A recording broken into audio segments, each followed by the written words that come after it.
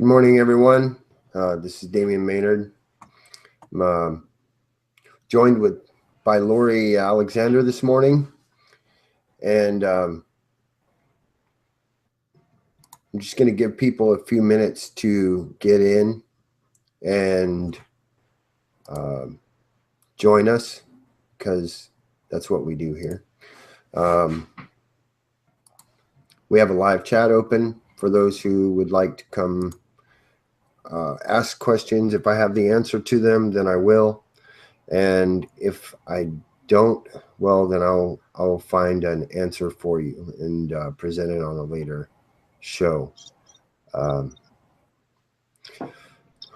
This series is about the Keystone and Dakota Access pipelines and the uranium mining that's been planned for a long time for those areas.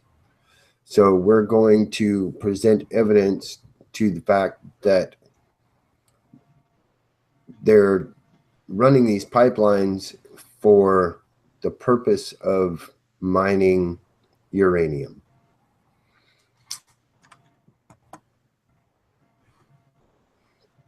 How are you this morning, Lori? I'm good, Damian. How are you? Oh, man.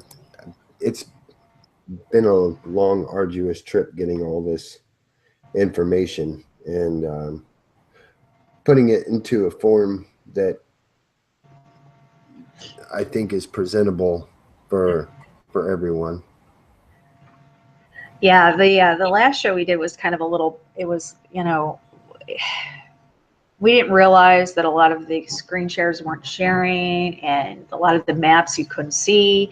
Hopefully, this time we've overcome those obstacles, and hopefully the maps that I've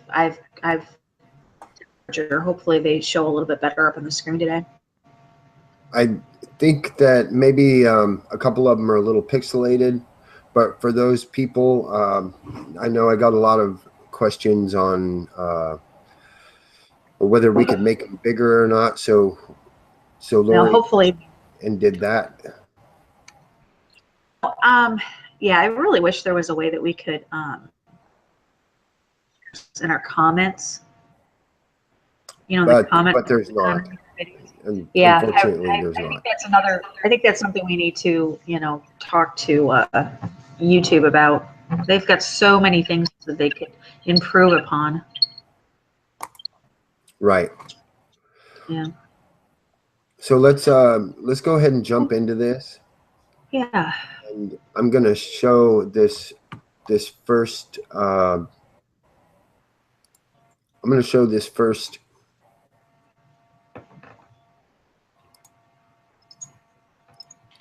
screenshot, and I'm going to see if I can present to everyone. That way they can see it. Okay, this is the outline of Dakota Access pipeline, and it runs from North Dakota, of course, from the Bakken supply area to Illinois, almost in a straight shot southeast. So, or southeast rather. Yeah, southeast. But this entire area is high concentrated areas of uranium radon, and more or less from this area, and I'll go into why this is colored differently and why I think it's colored differently here in a little while. But this whole area, this upper area, is high concentrations of uranium.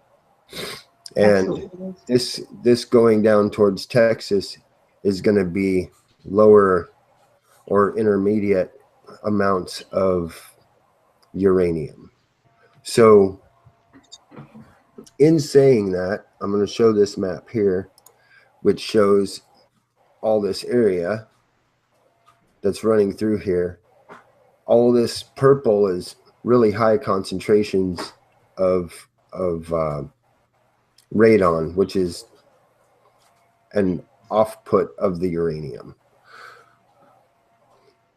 And then as it comes down through here, it slopes off and doesn't, it's more, it's lower concentrated.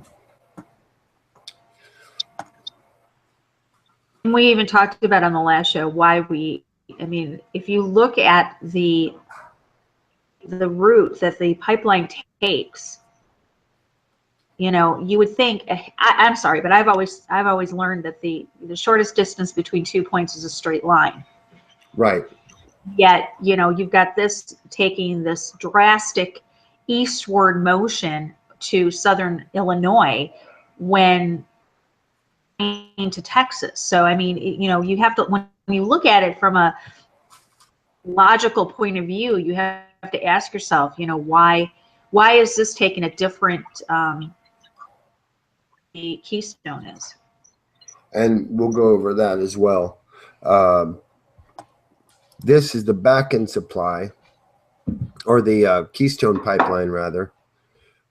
And you wonder why it starts in Canada, and I'll tell you why. Because that's a high concentrated area of uranium also.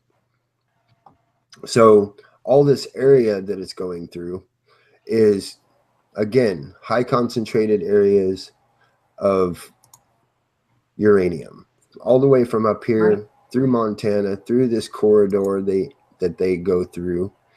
And if you look, they completely swing around this area because it's lower supplied. So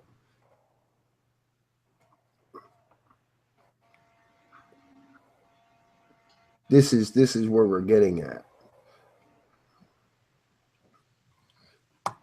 And we do have information on that also. And again, I'll be putting links to the stuff that we're showing. Although I can't put maps in the description area, I will be giving the links for the all the information. And there's a ton of information that I've compiled on this particular subject. You've been working on this for a while. Ever since I found out about it, yeah. And which hasn't been a super long amount of time, but again, well, as soon as I got it, I came forward with it. So what's sad about this is that these people that are up protesting this pipeline, you know, in the Dakotas, I think none of them have any idea what the real reason is behind this pipeline going through their area. They want to protect the water table from contamination from the oil, but they don't realize that there's already contamination in their water supply from the uranium. There is, and actually we're going to show some of the data on that also, if I can find it here. Right. I mean, I realize that we have, in fact, what is equivalent to Chernobyl right here in the U.S., and that's from uranium mining in the upper Midwestern U.S. I mean, you know, the number of people's well, I mean, you have a map, don't you, of the contamination in the water table? I do, actually. Let's see here. I'll bring that up on screen. This is the just in North Dakota. This is the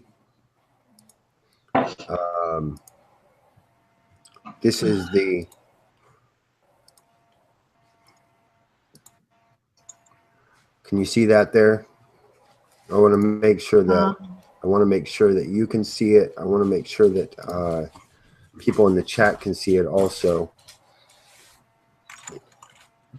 Yeah, we've got it.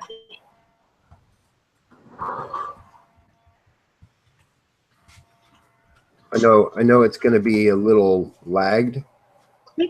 Click on your icon at the bottom so that your screen share stays on the screen. Okay. When I talk or you talk, it doesn't pop out. Gotcha. Oh, I got to bring this back up. People need to stop calling me. I don't answer my phone right now. I don't want to talk on the phone. I don't want to talk to anybody right now. I turned mine down. I can't hear it. It might buzz, but I don't hear it. And nobody else does either, thank goodness. So I'm going to present this to everyone. And here, this was done in 2015, I want to say. This map. So these are the uranium concentrations in the groundwater in southwestern North Dakota. Sorry, 2011 is when this map was drawn up. This is from the North Dakota Geological Survey. And I will put the link to this site, which it's going to have a lot of the information that we're giving today. Excuse me. But these little red dots everywhere are where the contamination is in the actual water supply. So, and then you have a massive area here, which this area here has a large concentration of uranium in it. Again, there's a lot of uranium in North Dakota, and that's why they're doing this. See, all these speckled spots are areas of concentration of uranium. So you can get an idea of how much there is there. Right. And the pipeline is running right through these areas of interest. And when you look at how they mine uranium, you would think that they mine it. You know, when you think of mining, you think of heavy equipment, you think of digging, you think of, pitch hammers or whatever. But that's not the case. That's not how you mine uranium.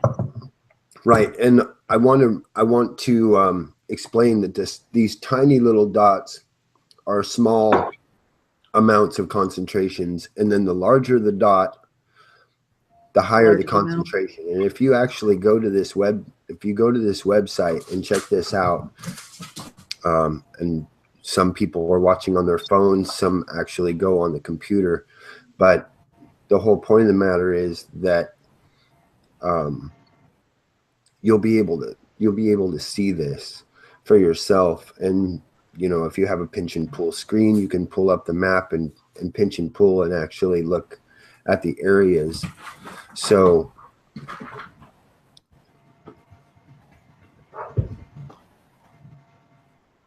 but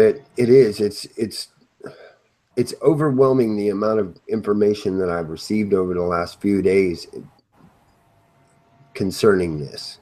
So I will going to go back, and we're going to go over here. This was revised in 2015, again from the North Dakota Geological Survey, and they've been planning this for a long time. It's just that now they're able to go through with it.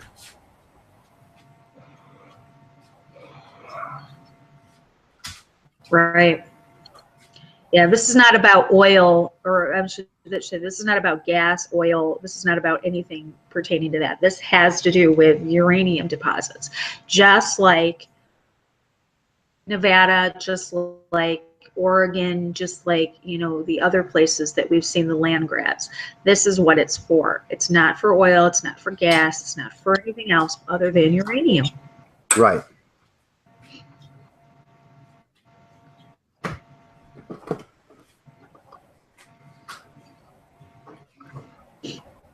I'm gonna mute for a second. I gotta blow my nose. Sorry. And if anyone has any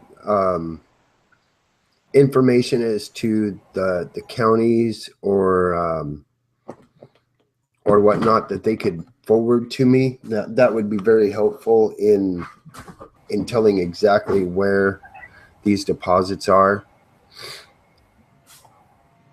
But they've been exploring for uranium for a long time, and we are 6th in the world for uranium production, or 6th or 7th. We're small potatoes in uranium production. So they're looking to mine this because they need uranium for, of course, nuclear weapons, but also for the nuclear power plants that they have, because the uranium depletes. So once the uranium depletes, they have to have more in order to put it into the plants. They have to into the rods. They have to replenish that in order to keep the plants running. So right. They use the uranium for a lot of things. I mean, they use it for that. They use it medically. They use it, there's a number of things that they can use uranium for, and it's there's a lot of money in it. There's a ton of money in it, and the price has gone up dramatically because of the depletion of it. So, well, depending on whether you're looking at the prices for the pellets or the prices vary. But yeah, for the most part, they have gone up across the board. Well, and there's a lot of yellow cake in North Dakota. A lot of yellow cake, and that's the prime stuff right there.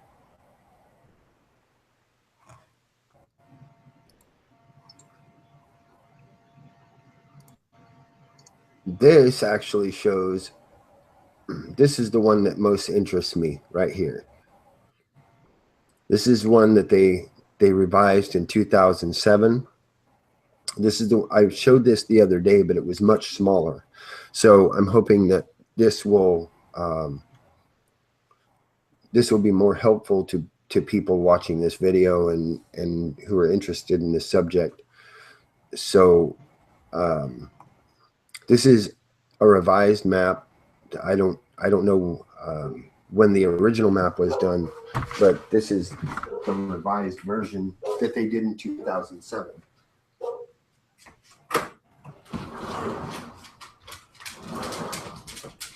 Sorry about that. I have animals, and they're loud.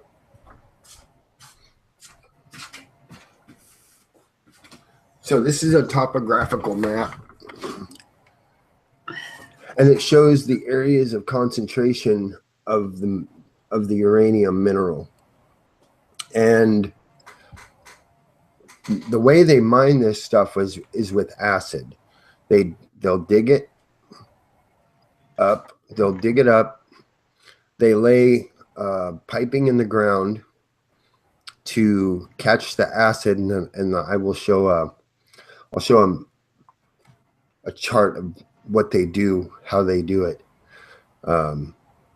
here shortly. But this, when they dig it, it goes into the air, and when they do the acid refinement of it, it will actually leach into the ground too.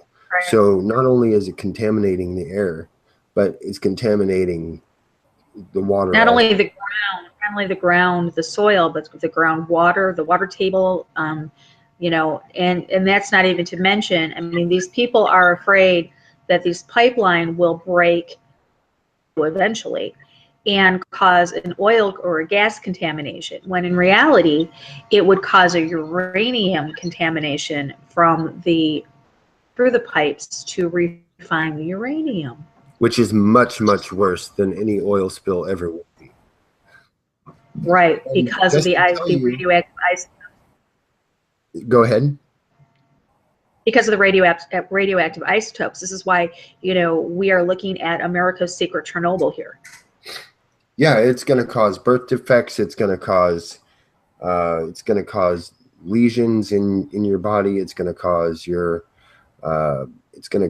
internal organs to fail. It's going to give you kidney and liver failure. And well, not only that, but we're looking at now now back in the news. So, you know, I mean, it never left, it never stopped.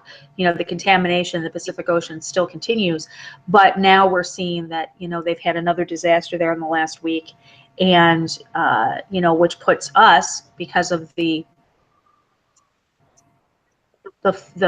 flow of the air, the currents, you know, the currents go right across this area too. So we're looking at a double whammy for this area. right, and then not only just the Pacific Ocean alone has been decimated by this. And Absolutely. I would like to point out this little piece right here. This little piece right here tells the current market for uranium. In January 2007, the spot market for uranium was $72 per pound, as compared to $21 in January of 2005 and $9.60 in January 2002. The dramatic price increase is a result of the shortfall of uranium between what the 435 nuclear reactors operating in the world need and what is currently being produced. The shortfall, which equates to 70 million pounds of uranium per year, has been made up by depleting stockpiles that were built up during the last boom cycle and by conversion of nuclear weapons, both of which are diminishing. Projections show this shortfall steadily increasing in the future. As a result, for the first time in 28 years, there is a renewed interest in North Dakota uranium deposits. That is very telling, because this was in 2007. Wow. Can you imagine what the market price for uranium is right now? I think it's somewhere in the 90s.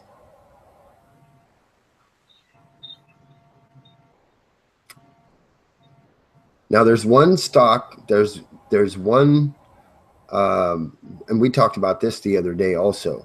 There's one that shows it below $70. But in all actuality, it's somewhere in the $90 range per pound. Right? Right. You had found that, and I don't know how you found that, but I looked, and I looked briefly this morning and didn't find it. So, but I was Which one? Wait, which one was that? I was more involved in getting everything ready for today. So, what was that? Sorry. The spot price, the spot market price for U3 for uranium. You know what? I had that on the last show, and I tried to find it again. Hold on a second. Keywords I put in to find it. Uranium spot market price. No, I don't think that's what I posted. Hold on one second.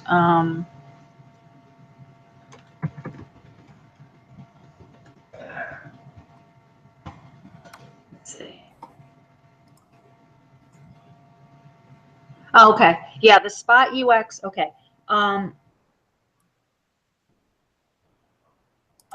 Spot UX price as of the 6th of February. They haven't uploaded or they haven't updated it. Was $26 per kilogram. Yeah, that's for pellets. Cake. That's not for yellow cake. Yeah, that's not yellow cake. Right. That's for pellets. And then I've got this diagram. Let's show this diagram, because this is the one that shows how they do the uranium leach.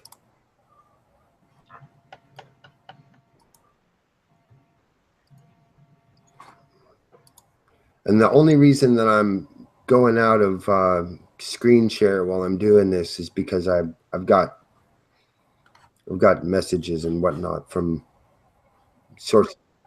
Yeah, I don't want my sources to be given out. They don't want to be given out. So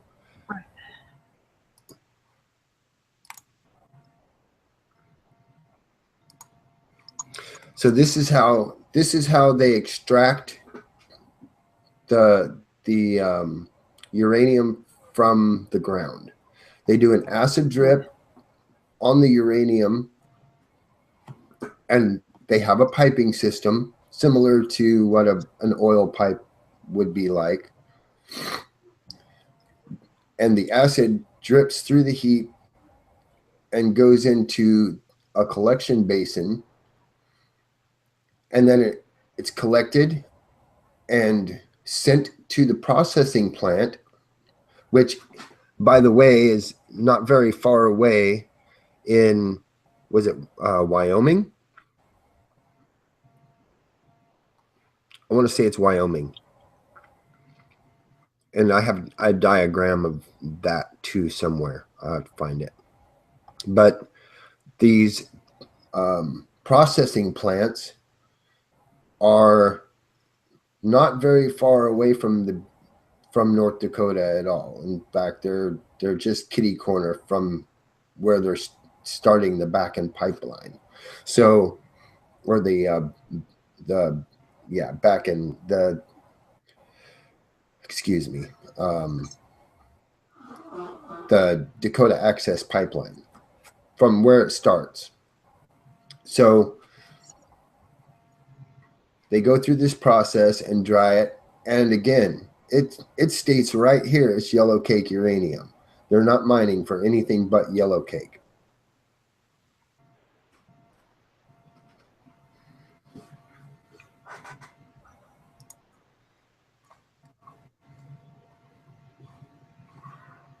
Was that even showing? It should have been showing. The pipe, the leaching, yes. Okay, that's. I don't know why I'm keeping my screen on the. I'm keeping my screen on the chat on the actual broadcast to make sure that you're screen sharing. So. Okay, good. Thank you, by the way. No problem. Got your back.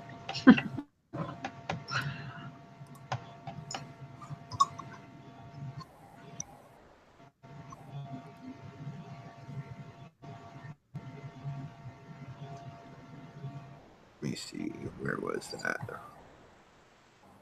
map? I have a map somewhere that shows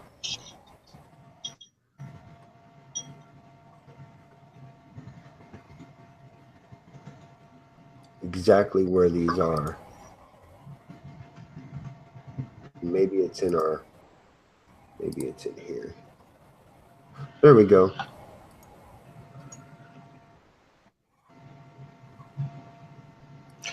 Yeah, and I'm looking in the chat room. Yeah, Proud America said they could care less who dies from all of this either. It's just more sacrifices for them, which it is. It's true. They don't have any. Human life doesn't mean anything to them. They don't care. I mean, we know that we are just useless eaters, useless feeders, bottom feeders to them. So our lives don't mean anything. It's all about the money. It's all about lining the pockets. It's all about, the survival of them, not us. So, I mean, we're just collateral damage to them. They don't care. Right. These are the uranium recovery facilities. Up here, like I said, not very far away. In fact, just kitty corner from North Dakota. North Dakota is shown right up here. Are the facilities where they're going to be processing this uranium. So, I mean, they planned this out pretty well. I want to on this map, Burdock. Yeah. Can you point to the Dewey Burdock, that little gold star that's there? Hold on a second. Let me get to the other. Let me get to you real quick.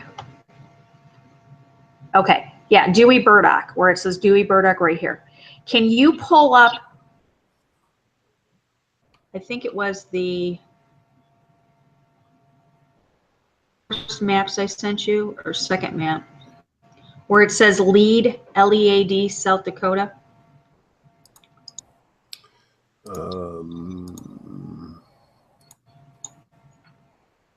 First ones I sent you. I think it was the very first one I sent you today. That would be here. No. Next one. No. Next one. There it is. No. Right there. Okay. Now, if you look at this map, Dakota, right here, this red dot is where they are processing the dark matter that they found in underneath. While they were looking for uranium, they also found dark matter, which is what they're using for CERN, which is what they're using here in Chicago in our CERN facility here. So there's not only, it's a double fold for these guys here, because while they were looking for, like I said, while they were looking for the uranium, they also found dark matter. Okay, will you explain that a little bit? Because I know I got some questions about dark matter. Somebody did comment that they thought dark matter was in space, which is true. It is. That's what makes up a good majority of space. Right. But dark matter also is brought to the Earth. If you look at heavy water, they have facilities underneath where they collect the isotopes or the ions that come through the solar rays, and it's deposited. Let me pull up. Let me pull up the.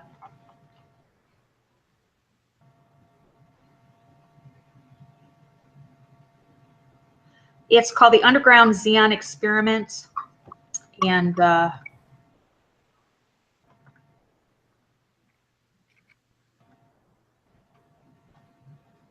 me try to find it here for you guys.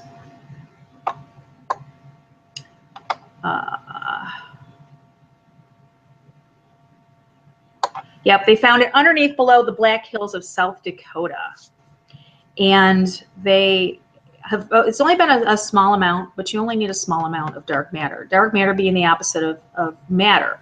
You can't. It can't touch anything else, or you have a pretty much a ELE, Earth changing event. Let me try to find dark matter Dakota. Here we go. Okay. Right here.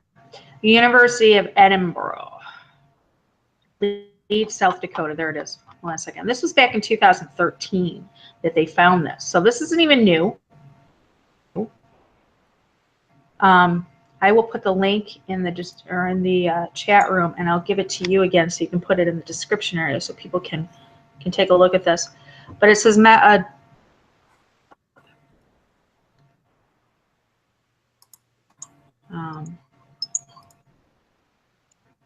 Leeds, South Dakota. Pop up. This was dated 6/17 of 13, and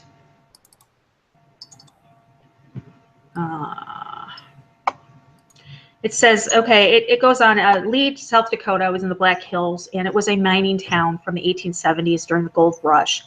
And the gold seams went deep. Hundreds of miners and their families settled into the stable, prosperous living in the nearby larger town of Lead. From 1879 until 2000, Homestake Mining Company carved 370 miles of tunnels as deep as 8,000 feet, creating one of the largest mines in the country. 2000, the ore vein exhausted, Homestake shut down, and Lead tumbled into decline. Today, not miners, but scientists don hard hats and neon yellow vests and descend Homestake's mineshaft elevators to nearly a mile underground. They are drawn to the mine's extraordinary depth for a different reason. It provides a quiet environment for detecting faint but earth-penetrating signals from space. Could give scientists insight into the fundamental workings of the universe, and they are breathing a new sense of purpose into LEAD, which has struggled to redefine itself since Homestake left. And the Sanford Underground Research Facility is a collaboration between the state of South Dakota and the Department of Energy's Lawrence Berkeley National Laboratory and dozens of top research universities.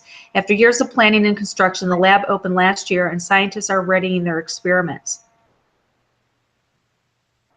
For decades, physicists have pried into a realm of tiny, elusive particles millions of times smaller than atoms in order to understand the building blocks of the universe.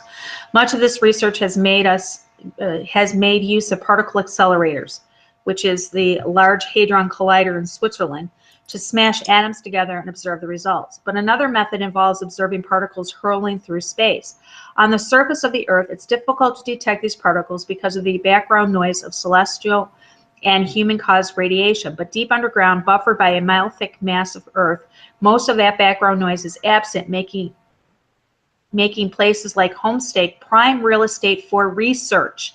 Only a few such facilities exist in the world. One major one is in Italy. The other one is in Lead, South Dakota. Right. I'm going to bring this up here. I have copy and paste into the chat room for you guys. I'm going to bring this up also. There you go. People are saying that there's drilling equipment also on the land there in North Dakota, correct? Right. I've heard reports of that. Okay. Well, if they are running all of this oil from further up, then why would they need drills at Standing Rock? And I'll tell you why. This is why right here. If you can, I think this is screen sharing, correct? Yes. Okay. This is why they need drills, because the uranium's in the ground. They're going to drill down and put pumps and run it to, ooh, why is that not showing? You're showing. Oh, well, you were. This one? I can't see it now. Maybe it's because it's still in my Dropbox. Hold on here. I will go over here to my Dropbox again. I need to be able to see it too. Here it is. Is that showing? Give it a second. This isn't the one. Crap. Hold on a second. I just pushed something on my computer. Frig! I hate my computer. My computer hates me. I hate my computer. Okay, no, we're not seeing anything right now. Okay, hold on. I'm trying to pull this map back up. This, let me get rid of this. Because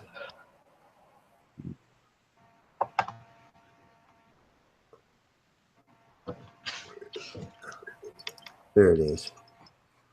And I'll zoom in. And come over here. Screen share again. Every time I drop out of my screen, it doesn't want to screen share anymore. So this is another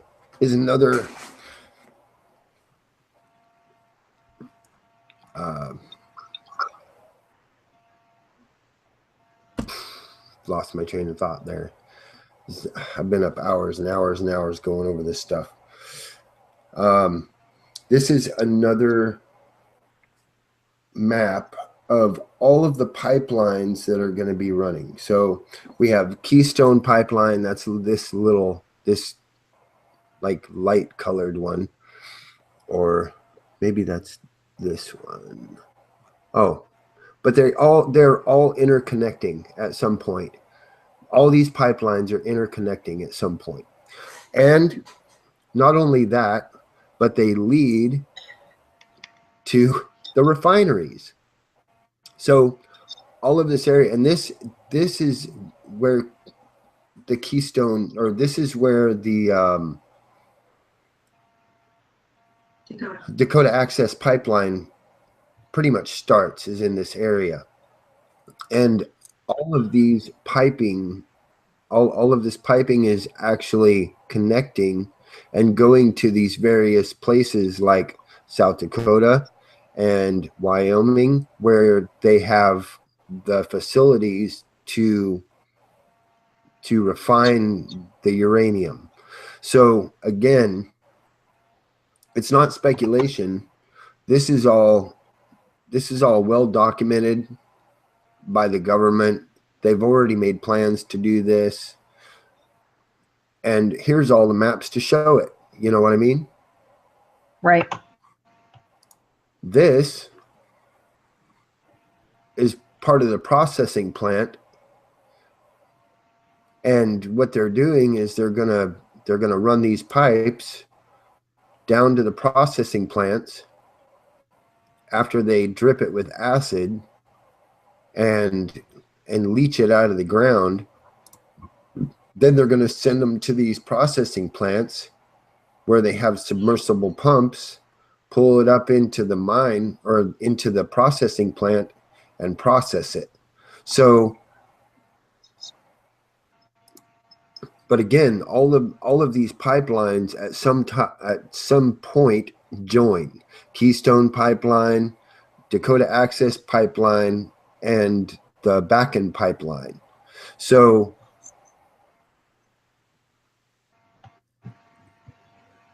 if you have any doubts whatsoever that they're mining for uranium, this should put those doubts at ease.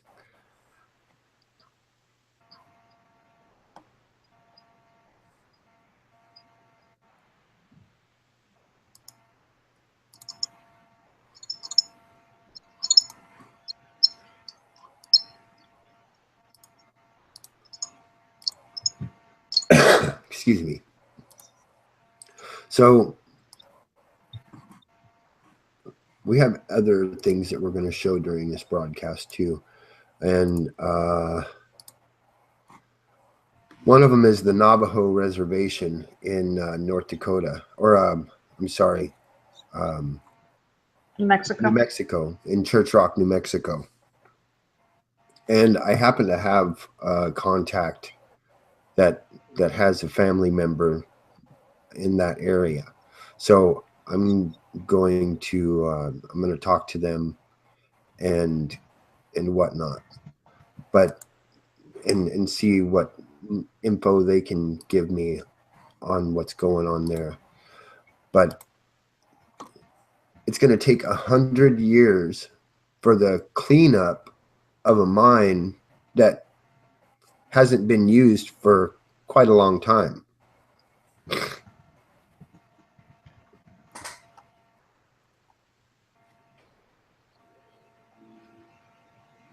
It's absolutely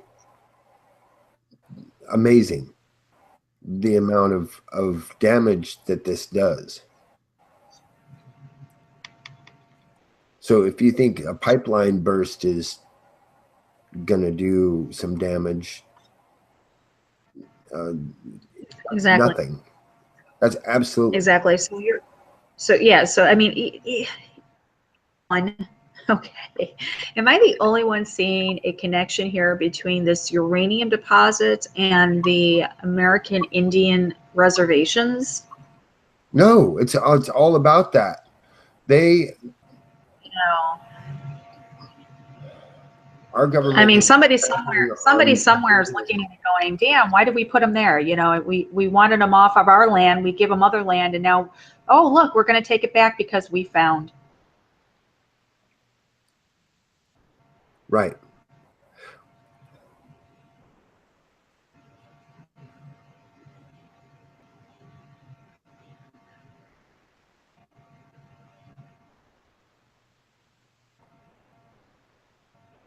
It even says here, they sweep it under the rug.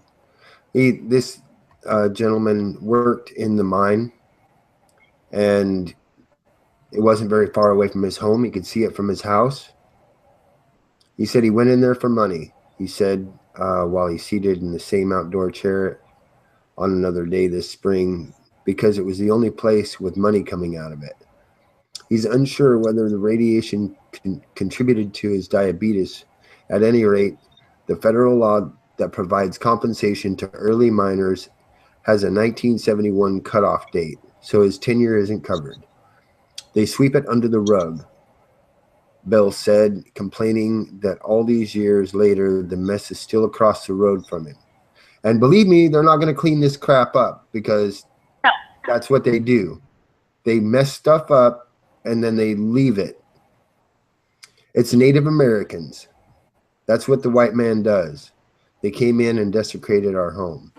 Now, I want to say something right here, because a lot of us have Native blood in us. Even though we appear to be white, a lot of us have Native blood in us, and many of us do not believe in what's going on. We do not support what's going on in the taking over of the tribal lands. We do not. And there's a lot of people that don't care out there, but I'm here to tell you that there's some of us who do. What's it called? That's why I'm here doing this, because I care, because I give a shit, because I care. Damien, what is it called when they do the whole uranium process with the acid? What is that called again? It's called leaching. Leaching? Yep. It is. That's okay. I've just got somebody arguing with me on my Facebook. It's called leaching. Let me see if I can pull it up. See? No, it's okay. I've got it. I got it. Nope. It's called heap leaching recovery. Heap leaching recovery? Yep. HEAP? HEAP. Because they put it in a heap and they put acid on it, and it drips through and basically liquefies the uranium and collects it. And then it's kind of like I don't know anything about this, but it's kind of like, well, that's because, well, somebody was saying that, I was saying that they were putting, he says, you can't mix uranium and oil in the same pipe. You're crazy. I said, I never said they were. I said the Dakota Access pipeline is used as a cover-up to put in the pipes for heap leaching recovery of the uranium. Right. And you can see that right here. They use the same, they're using the same type of process to move. I'm going to show this so people can see again. This is how they do it. Right. They take the uranium, they dig it up, which puts it into the air. They heap it up. They drip it with acid. It goes into a pipe, a collection basin, they call it, and it's shipped off to a processing plant. And see, it's a liquid. You can see it's a liquid here. Right. It's kind of like manufacturing methamphetamines. If you want to like go to the chemical composition of stuff, you mix your chemicals and it extracts the stuff that you want to extract, and then you put it through a process and it comes out dry. Now, here's the thing is, what do they do, or what is, I should say, what is the that picture right there? This one? It's in a drop box. Yeah, I can. Hold on just a minute. I can. Can you, I would like that picture real quick. It's, you know, what is the byproduct of this process? What what do they do with the you see the 3 basins of chemicals before they get to the dried uranium. Where does this, what, I mean, are we using, do we know, and what is the, how do they get rid of them? That I don't know. Hold on just a minute and we'll see if I can find it. Okay.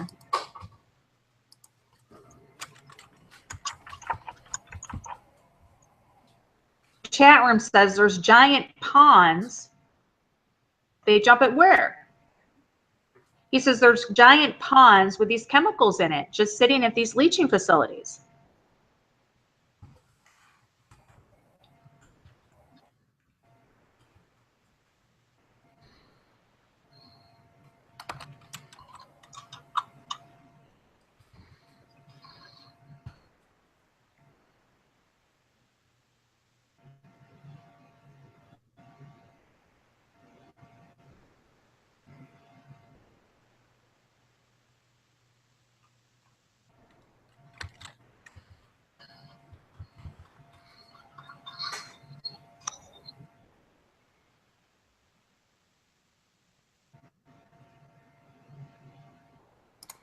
Okay, here we go.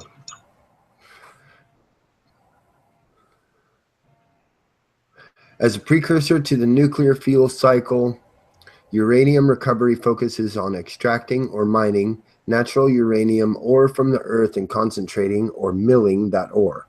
These recovery operations produce a product called yellow cake, which is transported to a fuel cycle facility, which is probably what they're doing, you know, with the lime. There, the yellow cake is transformed into fuel, blah, blah, blah, blah, blah, blah. In addition to yellow cake, uranium recovery operations generate waste products called byproduct materials that contain low levels of radioactivity. For mining activities, the regulatory responsibility depends on the extraction method that the given facility uses, specifically conventional mining, where uranium ore is removed from deep underground shafts or shallow open pits, is regulated by the Office of Surface Mining and the U.S. Department of the Interior and the individual states where the mines are located. By contrast, the U.S. Nuclear Regulatory Commission regulates in situ recovery, which is exactly what they're doing in this area, where the uranium ore is chemically altered underground before being pumped to the surface for further processing. What I wanted to know was how, okay, what do they do with the byproduct? That's what I was looking for. Mike in the chat room says that they dump it into giant ponds. I believe that. Yeah, he gave us a, hold on a second. You know what? Can you give Mike a wrench real quick so he can drop that link in? You bet. Just wrench him real quick so we can drop it in, and then you can take it. But Mike, can you read? I'm gonna copy and paste this to you. Those 2 links that you put in as soon as Damien gives you the wrench, and then I'll take a look at those and. Hold on. I'm going to. I'm gonna also send this to you real quick. Oh, by the way, I got that picture. Here, this is that piece that I was just reading. Okay, cool. Thank you. Copy link. Okay, I'm going to post it in that. All right, Mike, you're ready. There you go, Mike. If you could just drop in those links that you just put in, sweetheart, that would be great.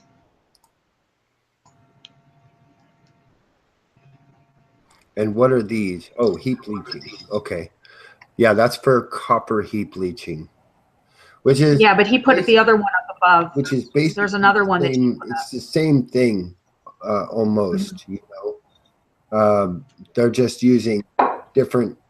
They're just using a different type of acid. Right. where they're probably using hydrochloric acid or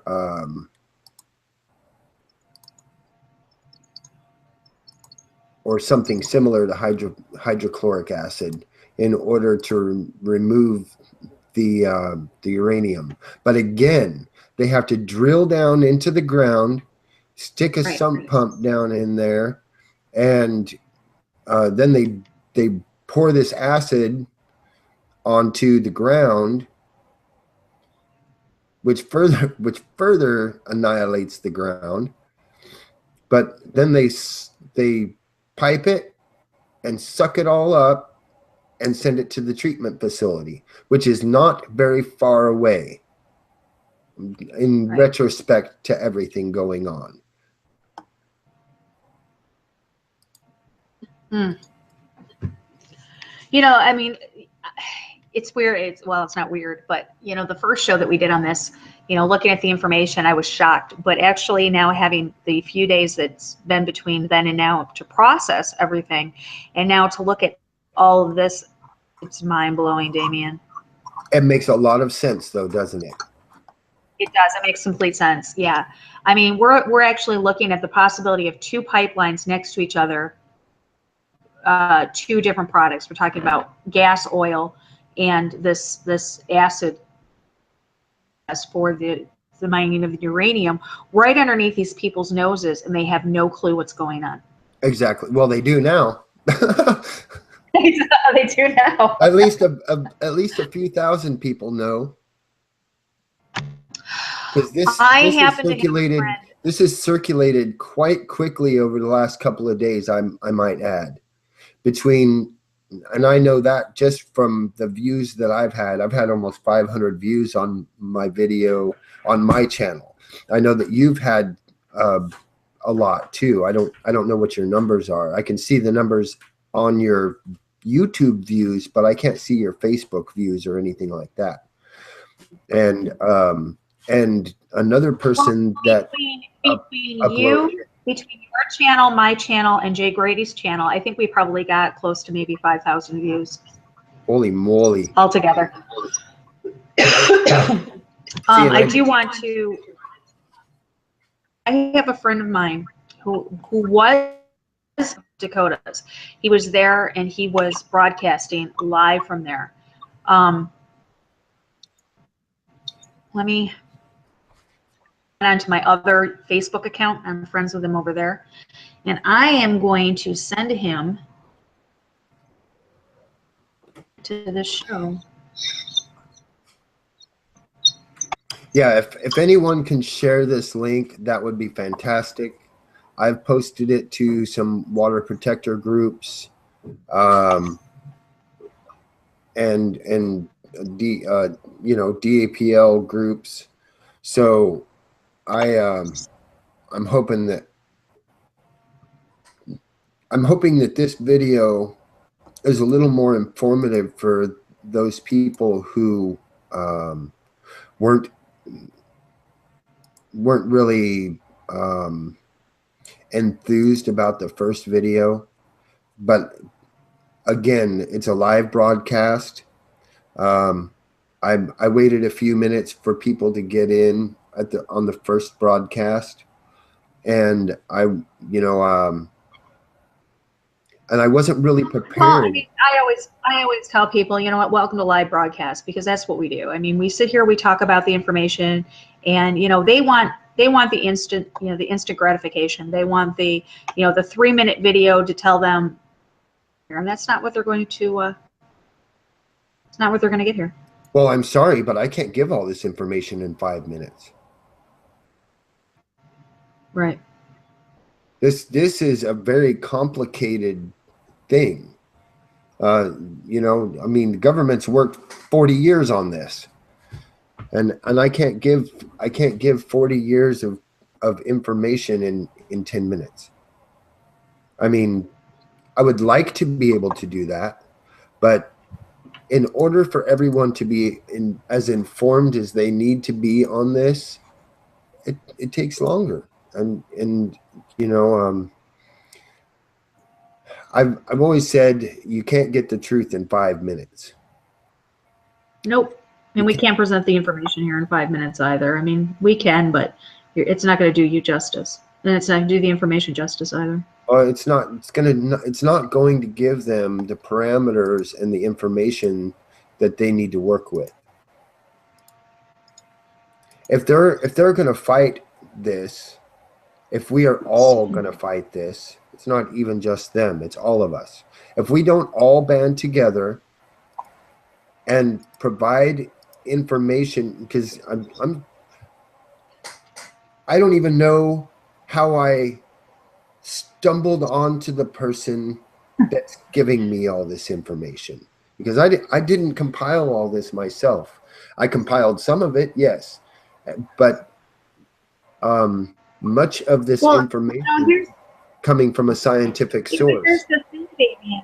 Yeah, but here's the thing: is once you start doing these broadcasts, people come to you. That's what I found. It's crazy because I mean, every day when I check my messages, I have more and more information. Just drop it.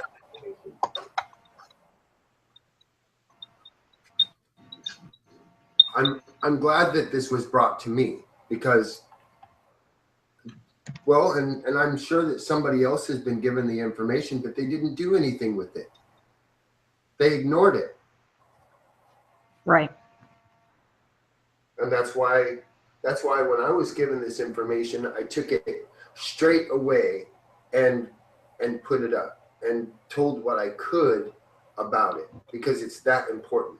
Even though it was a little jumbled up and a little bit, it wasn't screen sharing right and all that, it was important to know. Okay, I just sent this on to Derek Brose. Derek Brose is a journalist out of Texas, and he was up at the Dakota pipeline. He was broadcasting from there for quite a while. I can see there he's not there right now, but I'm going to give him this information. Well, I know that Chase Iron Eyes is a huge voice for the Dakota Access pipeline protest. I have not been able to get a hold of him yet. I have messaged him, but I have not been able to get a hold of him. If anyone knows Chase Iron Eyes, I need this information to get to him. Name doesn't sound familiar. He is the political figurehead for, well, he's running for Congress for North Dakota. So he's a political figure in North Dakota for all of this. Cool. I will see what I can do on that. Chase Iron Eyes. Okay. Let's see what I can do then. He produces quite a few videos for people in the protest. Well, he actually gets on and talks about what's going on. You know what I mean? The same as Mr. Dewey. Okay. Right. I know who these people are because I've watched it. I've watched through the entirety of this. That's why when this was brought to me, I thought it was very important to get out. Absolutely, it is. Absolutely. 100%. I mean, this does not just affect the Native American nation. No, this doesn't. This affects everyone. All of us.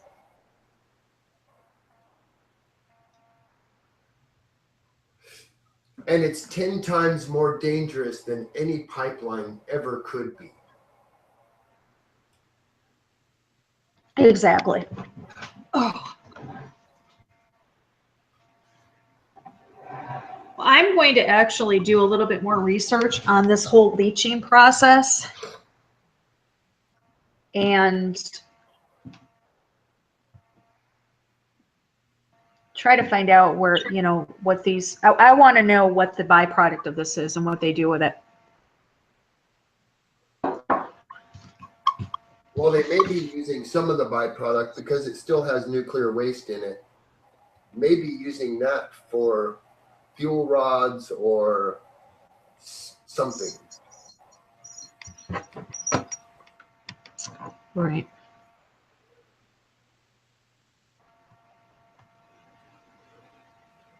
But I doubt very Yeah. much that they're using it for something like fuel rods because they need the.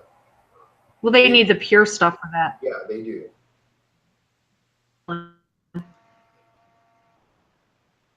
Okay. Well, I'm going to take a look at some of this information and try to put something together here. Craziness. Crazy, crazy.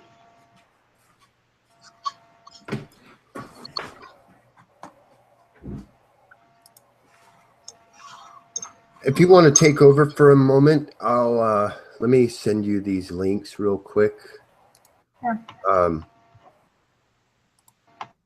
What you got? I did send you. I know I sent you this one. This is in the list. You know, the list that I sent you this morning. That's got almost all the links to the stuff that I have. Okay. I just need to step away for a minute, and I'd be right back. I'll hand you over the controls. Throw me the link that you want me to. I'll mute myself. Okay, I've got them. Let me just pull it up here.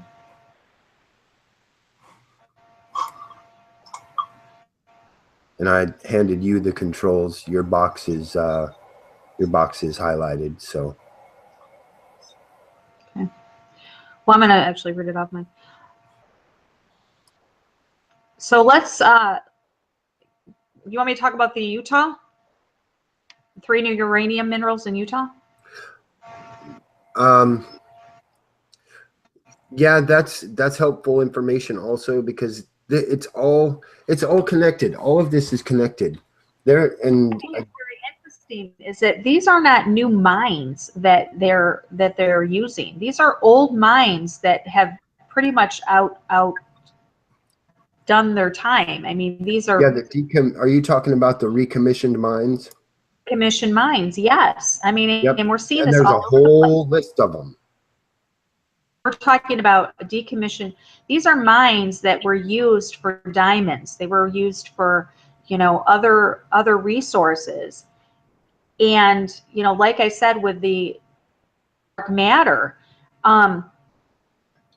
finding that there's other things in these mines now. Well, in Utah,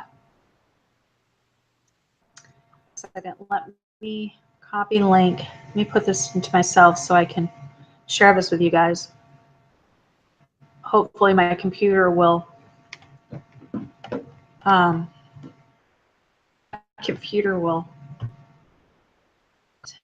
today. It's moving really slow. So I can show you guys this. Mines that are located in Utah, same thing. Different mines, other things. And they are being recommissioned to uranium. So give me a second here, guys. I really don't know why my computer is running so slow. I did everything, left it on all night. I don't know. It went to sleep, so. Not. Okay, here we go. Let me pull this up for you guys, and we'll do a screen share. And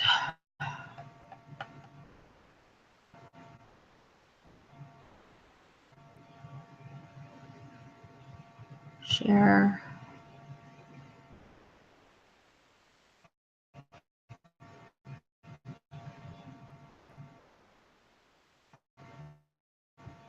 So, scientists discovered 3 new uranium minerals in Utah. Hopefully, you guys are seeing this. I'll just go over here real quick. There you are.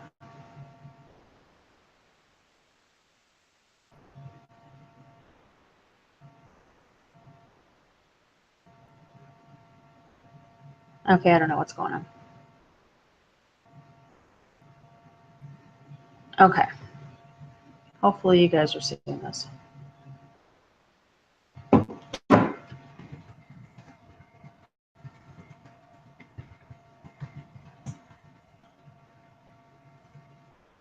Let me ask you guys, are you seeing my screen share? Are you seeing it?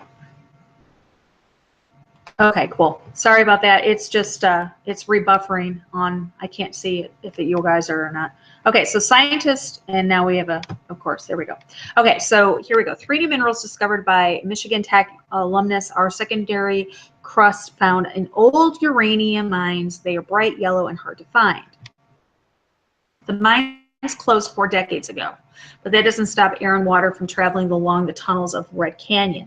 The old opening at the mine, the adit, cuts straight into the hill and has helped make new minerals. The adit opens to a dry panorama in southern Utah. The hills have eyes. It's that kind of creepy barren desert landscape. This Notre Dame graduate student studying uranyl mineral compounds adds that he and others find mineralogy so exciting because the idea that there are things we still don't know and someone can see pretty crystals and appreciate it. So I thought it was quite interesting because on this page, right here, uranium prices to double. That they were definitely going to be going up in price, or they have gone up in price.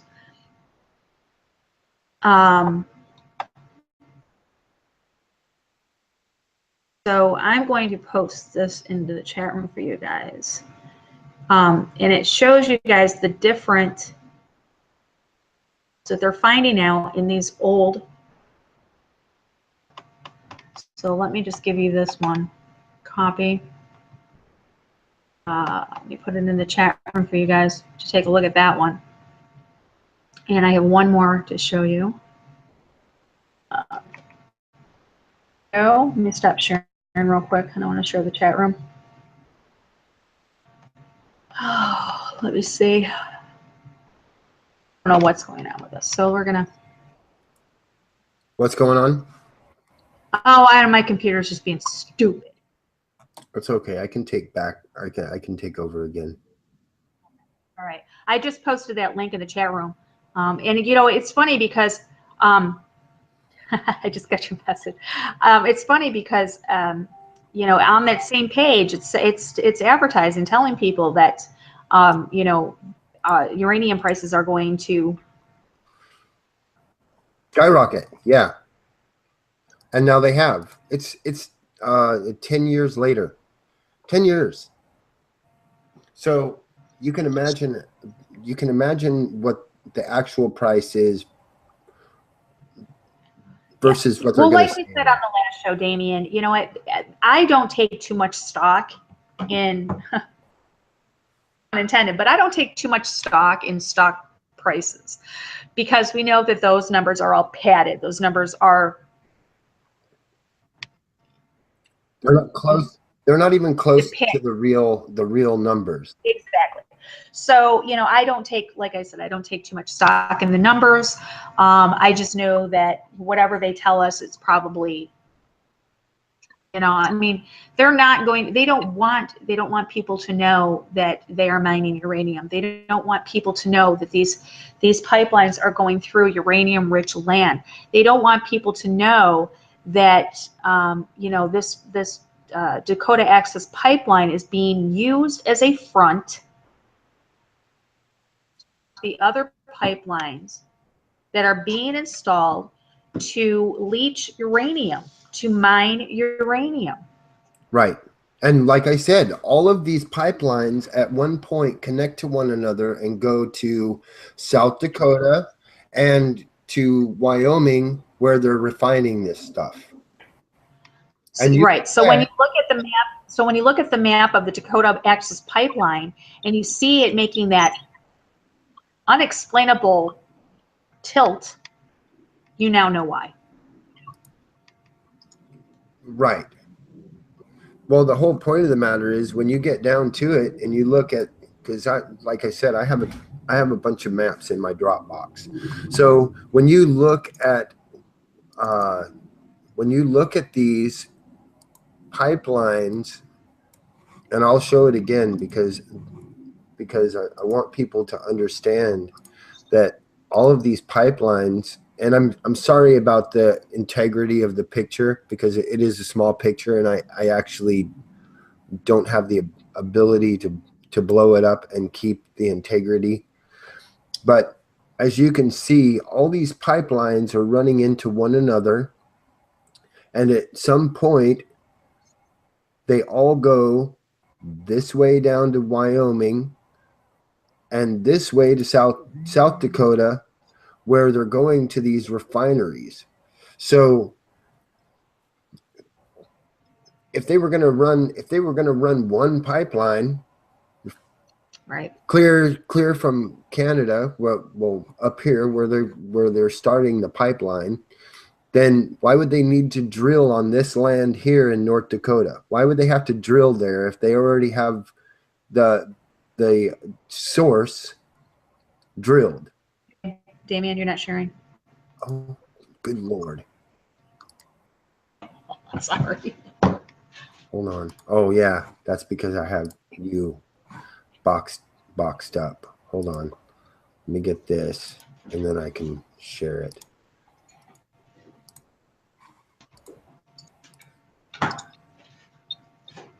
If they, why is it not doing what I want? Damn it. All right. That should be sharing now. Hold on a second. I'm not seeing it yet. Give it a second. Oh, I'm going to start it over. And, It should be sharing now. no. Hold on. The joys of Hangouts. No? Seriously, I'm not YouTube. seeing it on the screen yet. Should be. Let me present to everyone, and maybe that'll do it. Is that doing it? There you go. Okay. On the screen now. All these pipelines are actually connecting. So you can see where they connect and where they're running to, all to Wyoming. Oh, we lost it again. Huh? Lost it again. There you, never mind, you got it. Oh, you might be on a lag. Yep, we're on a lag. You got it though, you're good. Okay. But all of these pipelines are connected. So have no question in your mind that that's what they're doing. All these pipelines, regardless of what they say, lead to these refineries. It's not an oil refinery, it's a uranium refinery. But they have to drill the area, pour their acid on it, collect it, pump it to these refineries, and then refine the uranium into dried yellow cake. So, and it shows it's Keystone, it's Keystone XL, it's Forebears, it's the Basin Transload, it's Bakken Mink, it's all of them. All of them are going to one source, and then of course they can probably pipe oil in one of these pipes, but they're not piping oil through all of these. They're not.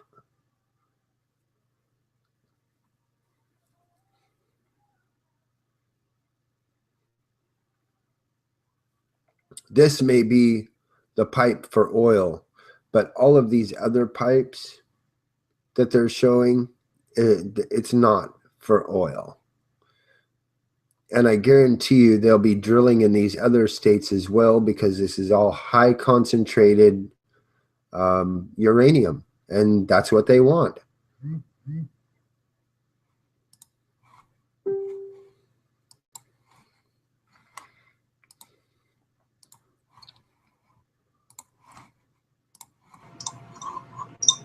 Well, like I said, Damien, I'm going to start looking into this whole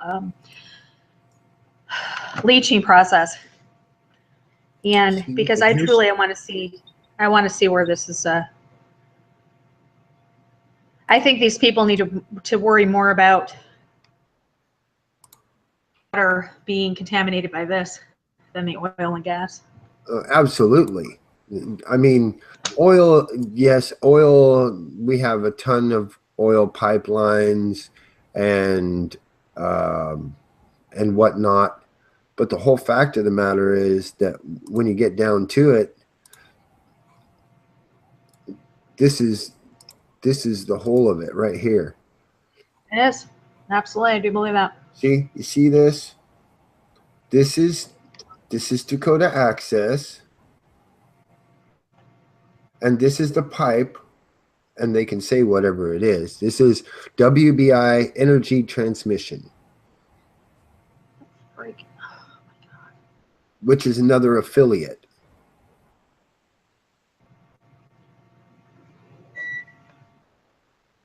But this goes directly to this refining area.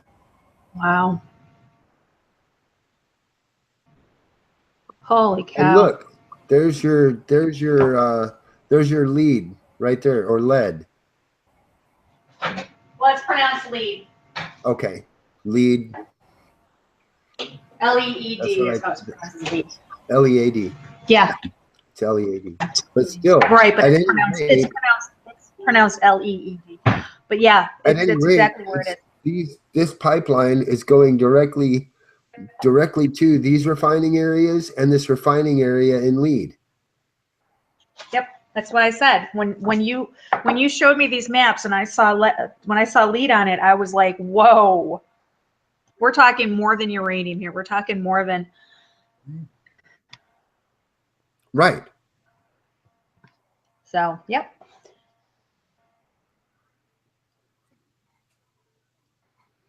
Call me crazy. I'm not crazy. I'm not crazy. You can call me crazy, but I'm not crazy. What's that? I'm not crazy. My mother had me tested. And again, it didn't want to screen share. Why is it not wanting to screen share my?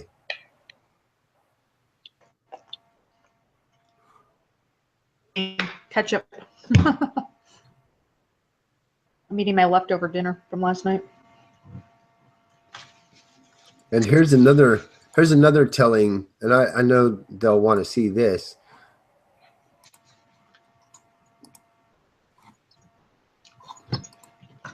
These are all the pipeline incidents since 1985.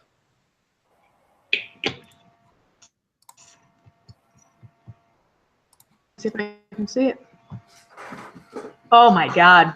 Are you kidding me? Nope. Those are all of the incidents since 1986. Oh my goodness. And this was done in 2013 is when this map was actually made. So you can see the amount of pipeline bursts and whatnot. And it's over $6 billion. It's almost $7 billion in damages. Wow. So they're not wrong. When they scream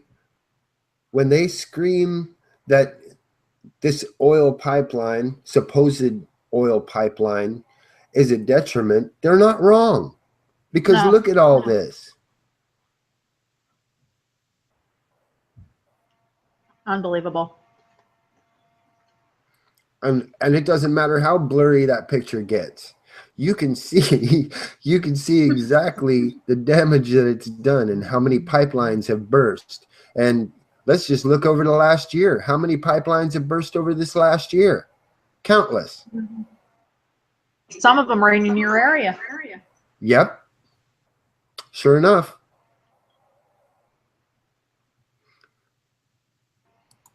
But this in particular would be worse than all of those probably combined.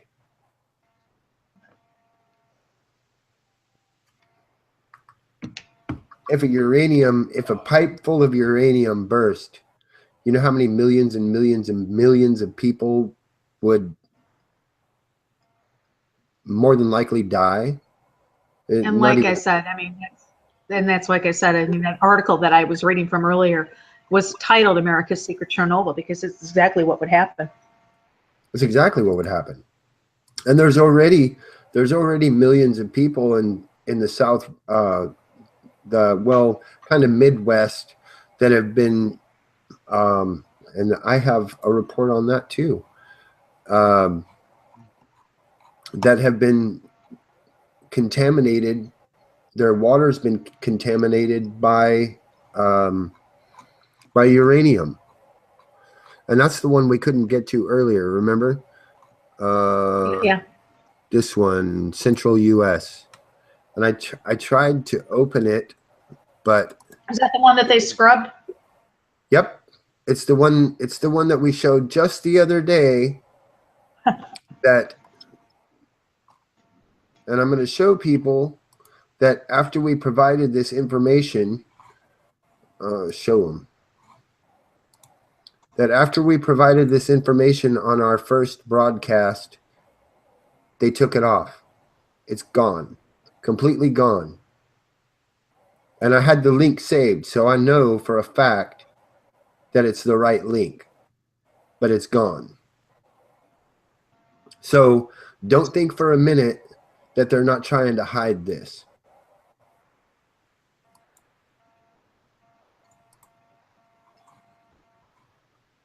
It's a fact that they're trying to hide it. It's a fact that they've tried, they're trying to hide this uranium mine under the guise of a pipeline. That's a fact.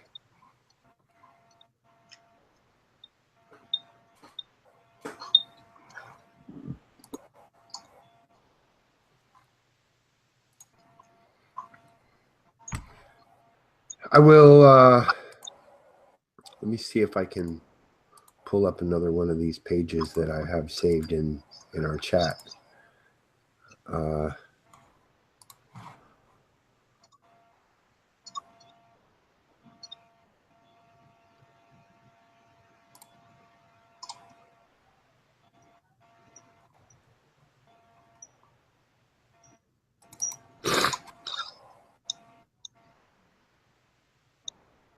Last year, this was put up for a new uranium mine project in South Dakota, and it's under decommissioning.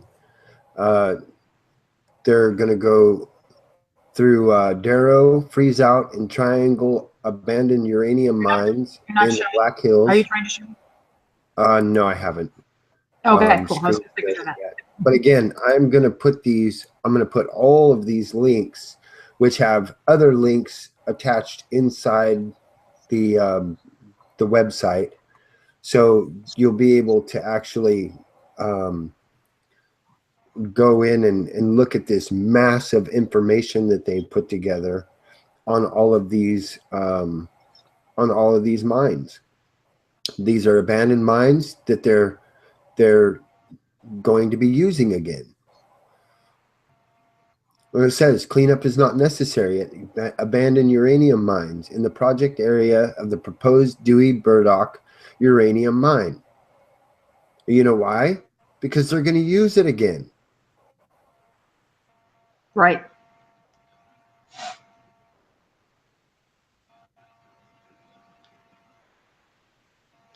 And this is in the Black Hills of South Dakota.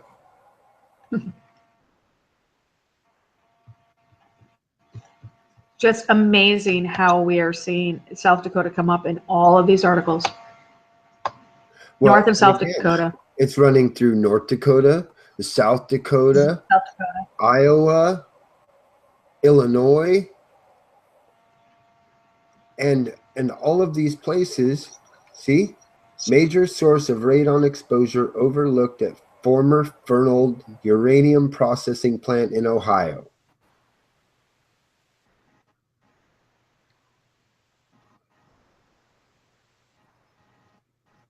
And all of this is on this one page. Oregon, Pennsylvania, South Dakota again. Tennessee Valley Authority in South Dakota. Texas. Utah. Unbelievable. Wyoming. And all of these areas are, with the exception of Utah and Pennsylvania, they don't get much on Pennsylvania anyway. But they're decommissioning these mines and they're going to use them again.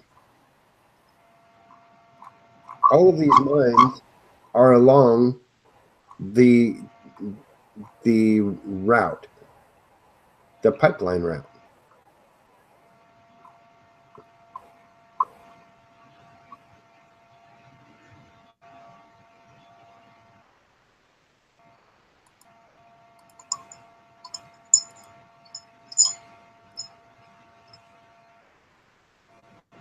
I was looking for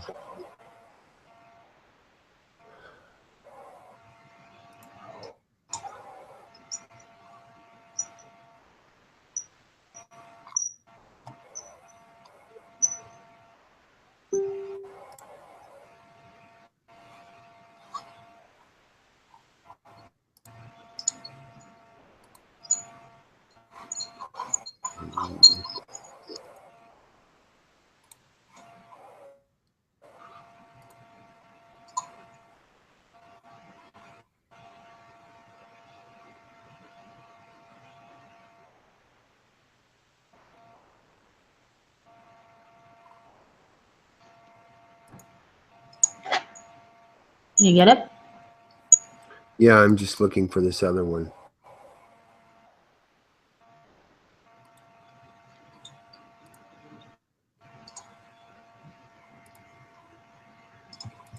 Okay, I'm going to mute for a second. Okay.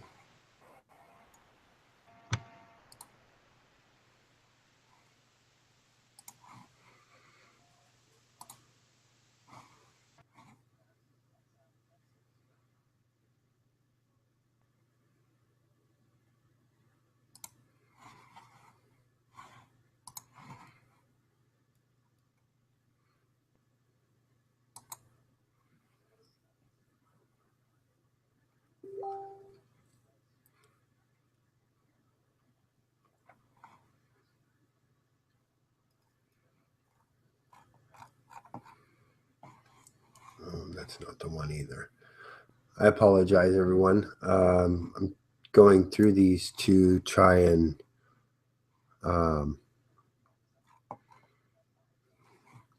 find a particular page.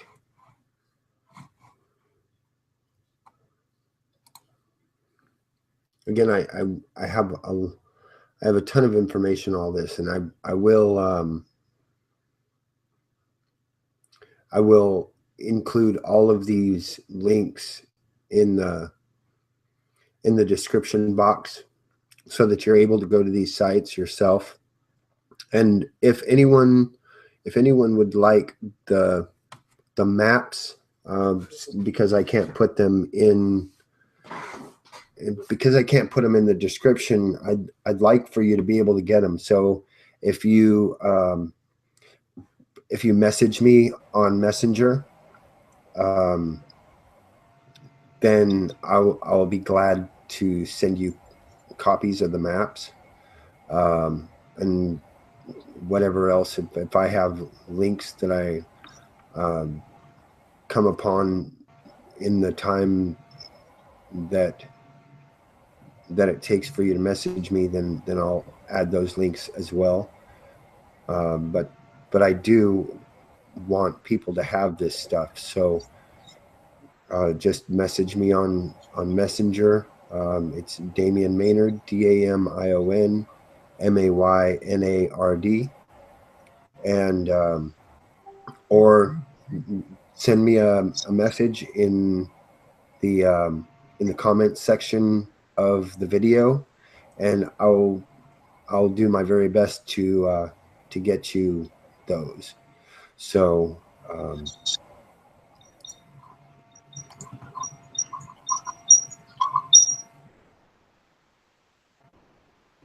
don't know which.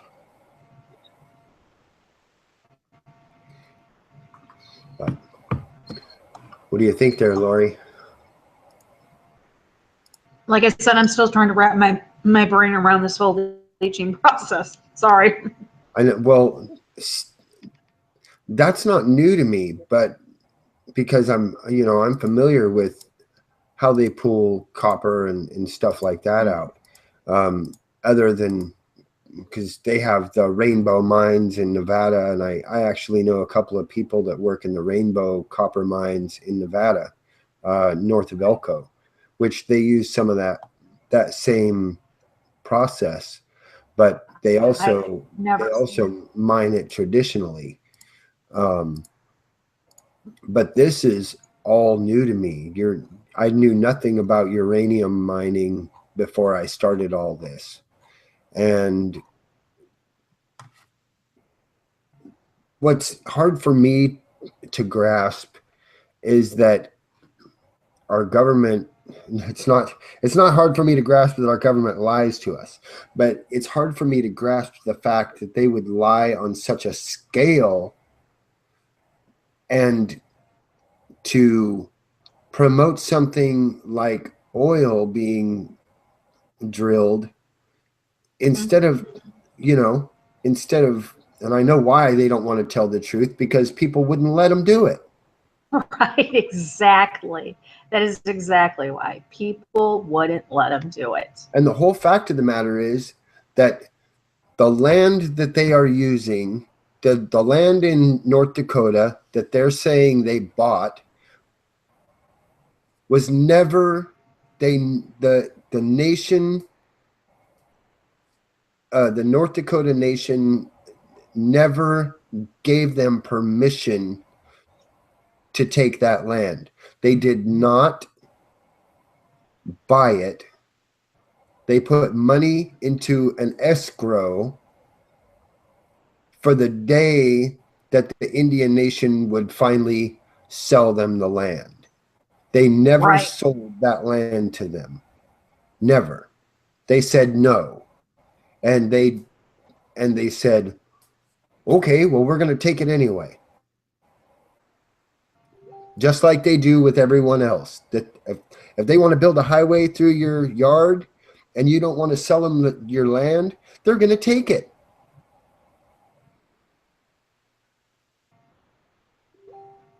Absolutely. They don't really need, they don't need permission.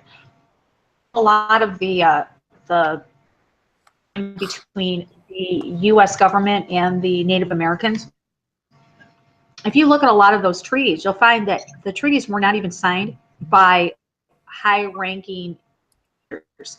They were signed by, just regular run-of-the-mill Joes. That don't even make them legal. I mean, if you research into that, you'll find that they would pay people off the street, or people off the reservation, I should say, to sign these documents, and they would take them, and I can't remember exactly which one I'm talking about. I'm talking about this topic, but it's happened a few times where they've taken not to be stereotypical, but they've taken drunk natives and had them sign these treaties, and they have held up in court because they didn't. No, they weren't already drunk. They got them drunk. No, I know that. Yeah, that's what I mean. Yeah, they got them drunk and then said, "Hey, we'll give you this if you give us this," and they're like, "Hey, yeah." No.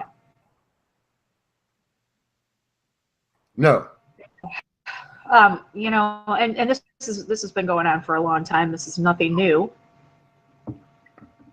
It's absolutely atrocious. Absolutely is. And yet it's been going on forever. Started stealing their land. Right. Since the very beginning. Since we gave, well, not we, but our ancestors gave them blankets full of smallpox. Dude, smallpox. Yeah. And they knew it. Yep.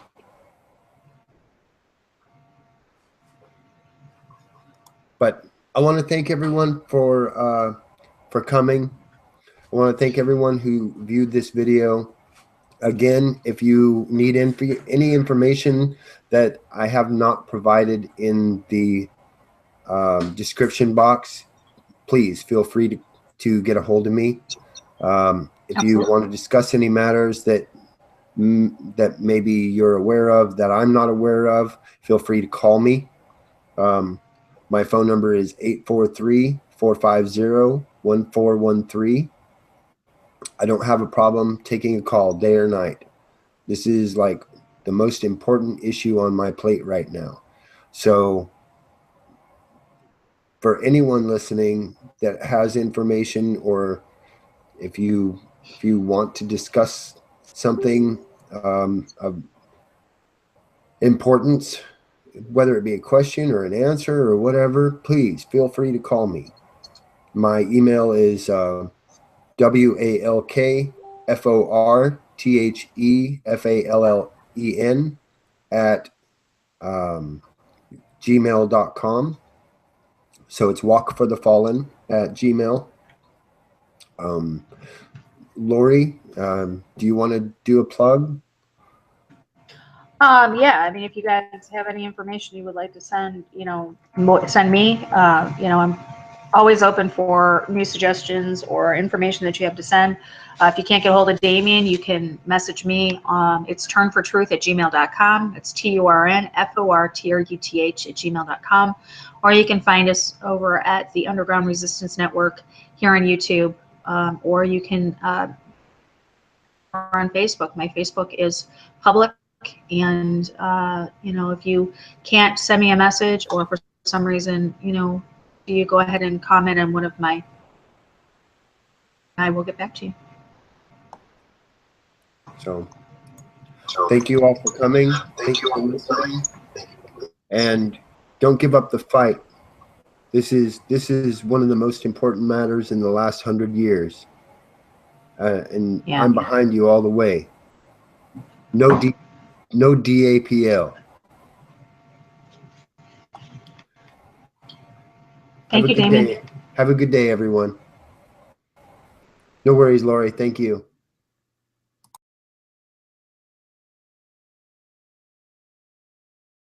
The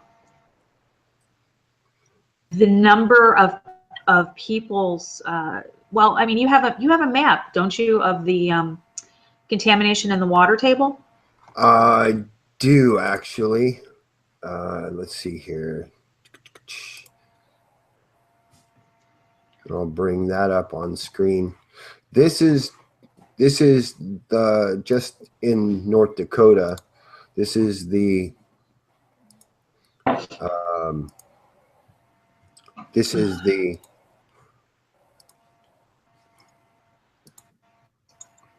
can you see that there? I want to make sure that you can see it. I want to make sure that people in the chat can see it also. Yeah, we've got it.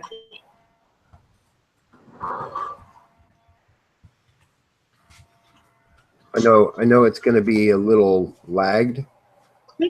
Click on your icon at the bottom so that your screen share stays on the screen.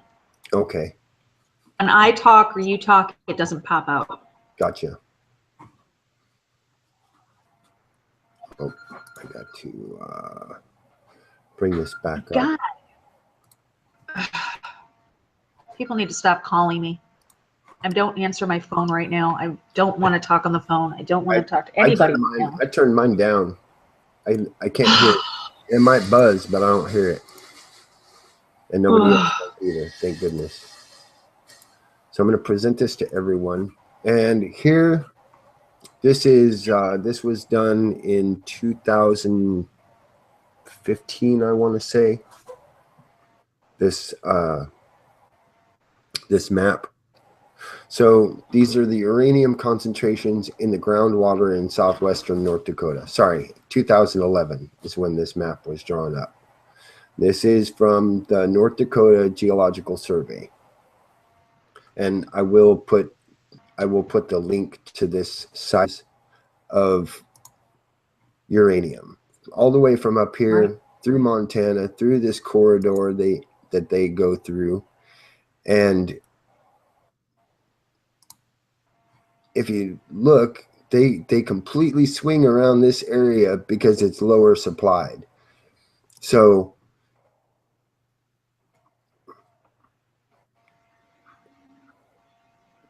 this is where we're getting at. And we do have information on that also.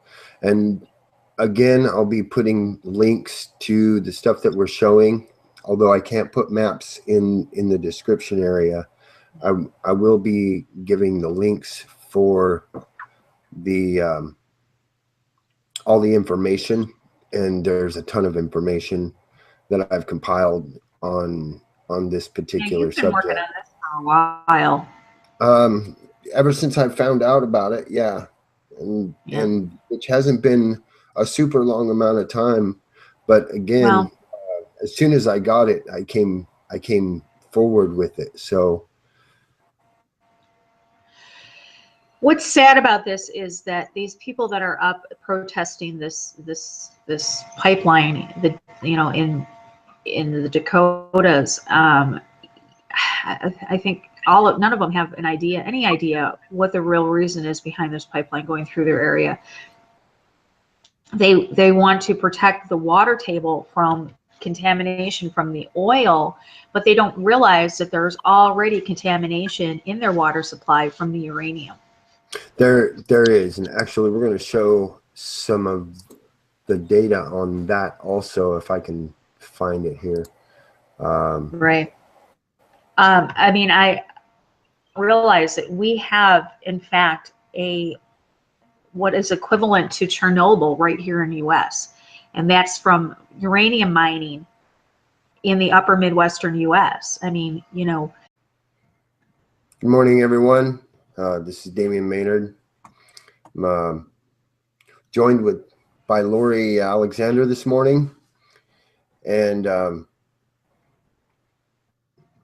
just going to give people a few minutes to get in and join us, because that's what we do here.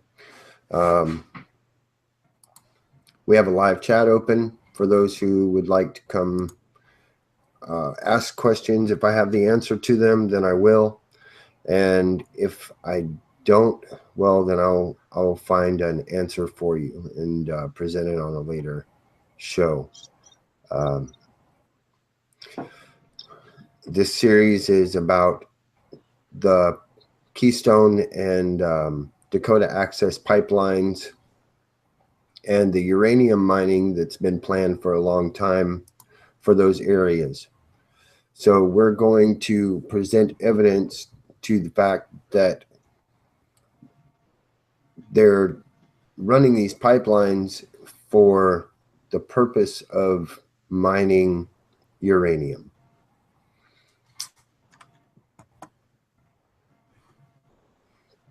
How are you this morning, Lori? I'm good, Damian. How are you? Oh, man. It's been a long, arduous trip getting all this information and putting it into a form that I think is presentable for everyone. Yeah, the last show we did was kind of a little, it was, we we didn't realize that a lot of the screen shares weren't sharing, and a lot of the maps you couldn't see. Hopefully this time we have, we've overcome those obstacles. And hopefully the maps that I've hopefully they show a little bit better up on the screen here in a little while. But this whole area, this upper area, is high concentrations of uranium. And this going down towards Texas is going to be lower or intermediate amounts of uranium. So in saying that, I'm going to show this map here, which shows all this area that's running through here. All this purple is really high concentrations of radon, which is an offput of the uranium. And then as it comes down through here, it slopes off and doesn't, it's more, it's lower concentrated. We even talked about on the last show why we, I mean, if you look at the route that the pipeline takes, you know, you would think, I'm sorry, but I've always learned that the shortest distance between 2 points is a straight line. Right. Yet, you know, you've got this taking this drastic eastward motion to southern Illinois when to Texas. So, I mean, you know, you have to, when you look at it from a logical point of view, you have to ask yourself, you know, why is this taking a different, the Keystone is? And we'll go over that as well. This is the back-end supply, or the Keystone pipeline, rather. And you wonder why it starts in Canada, and I'll tell you why. Because that's a high concentrated area of uranium also. So all this area that it's going through is, again, high concentrated areas. Okay. I think that maybe a couple of them are a little pixelated, but for those people, I know I got a lot of questions on whether we could make them bigger or not. So Lori, hopefully, and did that. Yeah, I really wish there was a way that we could, in our comments, you know, but there's not. Yeah, unfortunately, I there's think not. that's another. I think that's something we need to, you know, talk to YouTube about. They've got so many things that they could improve upon. Right. Yeah. So let's go ahead and jump into this. Yeah. And I'm going to show this first. I'm going to show this first